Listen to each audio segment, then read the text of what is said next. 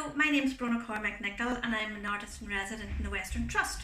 So today for the Arts Care online YouTube video, I'm going to be making these little fish.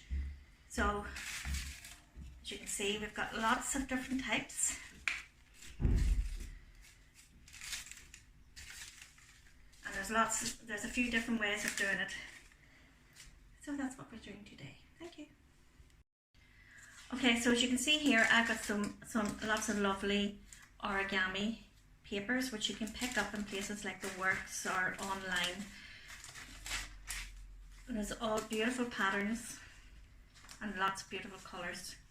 But I know that we don't always have these to hand at home, so we don't have to use these beautiful origami papers. We can use nice patterns out of magazines, so we can find something which just that we're looking at the colour. This is one that I made from a magazine. So as you can see, it has the beautiful colours. It's actually quite oriental looking, and I've used a wee cut-offs of some of the origami paper, but you can find other paper for the tail and the tongue. So what I'm going to do is use a magazine. As long as our paper's square to start with, and that's all we need. It doesn't really matter what size. The magazine paper is quite good because it's quite thick, where you might find some papers are too thin, but it's a process of experimenting. So I'm going to go 14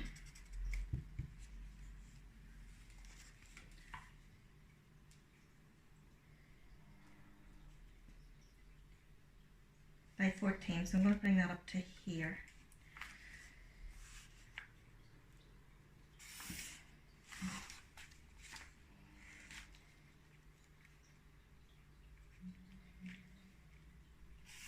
And here.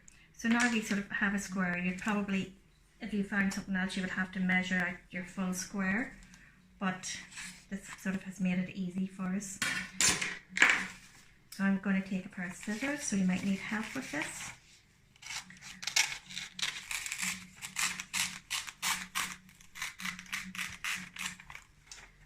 So there we have it. We have a square with beautiful colours, and we're going to use that as the base of our fish. We're going to go from corner to corner here. So really what we're doing is just really finding our creases, getting those lovely creases. So that's it in half, and then this is it when we've gone from corner to corner. So when we open this up, we have got these 1, 2, 3 definite creases. So the next thing we're going to do is we're going to fold it back to its half, and you can see this crease. You can see that this starts off with a wide end here and it's leading down to a narrow end here. So this wide end is going to make up the mouth part of our fish. So I'm turning this around so I can get a better look at it. We're going to take our scissors, we're going to look at this angle here from our line, but we're not going to go right down to our line. We're going to stop just above our line, and we're going to leave a space between each one, and we're going to do some slits like this, just coming down just to before our creased line.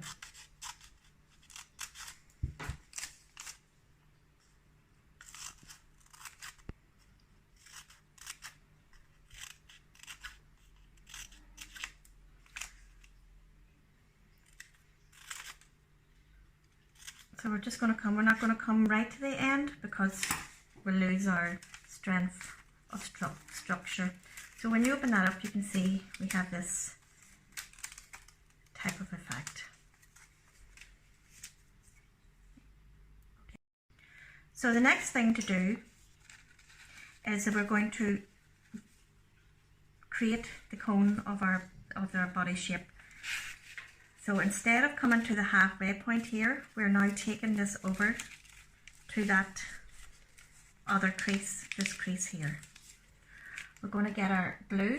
In this case I'm using Pritt Stick, but you can use whatever glue that you have. I'm going to put the glue in this first wee triangle, and I'm going to bring this over and fold this over.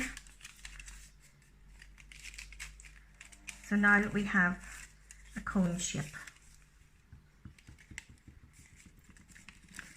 You can bend it and you can see the arc of the fish's body.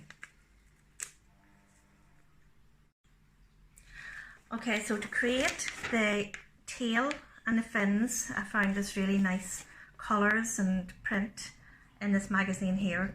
So I'm going to cut a bit of this out, and I'll maybe cut a contrasting one out for the fins.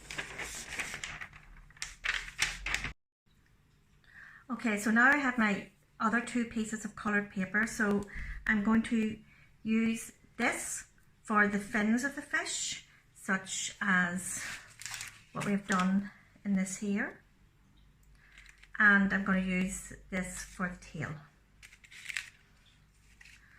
So I'm just going to glue those on using the Pritt Stick.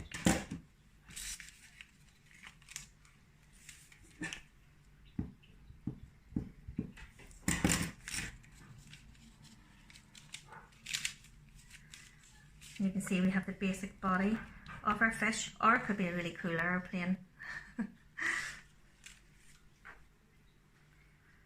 So for the tongue, I'm just using, I have this red origami paper, but you could probably find a piece of red paper, or you could, again, look at your magazines and use something with the tones within it. But I think I've got a lot going on with the pattern in this fish, so I'm going to just use a plain one for the tongue. So again, I'm just going to fold over a part of it here, and I'm going to start at this end, and I'm going to do like a half oval or quarter oval, so we end up with this tongue shape. It's going to be glued in here, so I'm going to glue the bottom side, just this part here, because the other part's going to stick out, and see if we can get it to fit.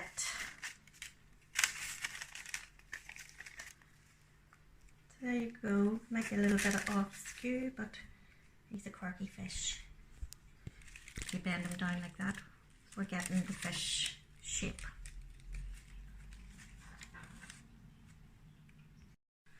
Okay, so now that we have its tongue, I think its nose is a little pointy, so I'm actually just going to cut the point of the nose around, so it's more like a fish shape now. So what do we need?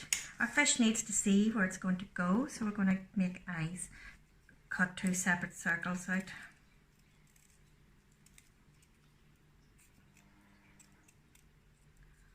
Or whatever shape the eyes are going to be, so that there's one on each side like that.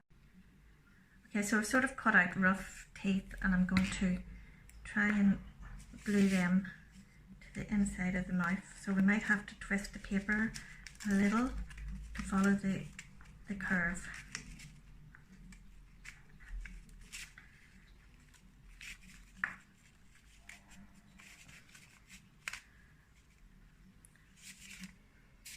So there's him and his sharp teeth here. As you can see, we've done other ones with different types of teeth. It's just a couple of fangs, or you can leave it without. So that is pretty much our fish. And if you don't have any magazine papers or anything like that to hand, you could create your own design, which is what we did with this one. We just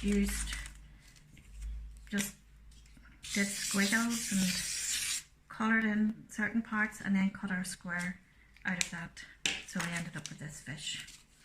So I hope you enjoyed, and you can make them actually look really surreal as well. This is a very surrealist fish where we're using actual hands and faces. So you can make them as cute or as sinister or as fun or as oriental as you like. This one was actually used, these two here, used with wrapping paper. So it was this gold on one side and silver on the other. So, and actually that wrapping paper actually is quite good for making our fish as well. So there you go. I hope you enjoyed that, and we hope to see you again soon in the Arts Care YouTube channel, and we'd love to see if you've made any of these, if you could put pictures of them down below. Thank you.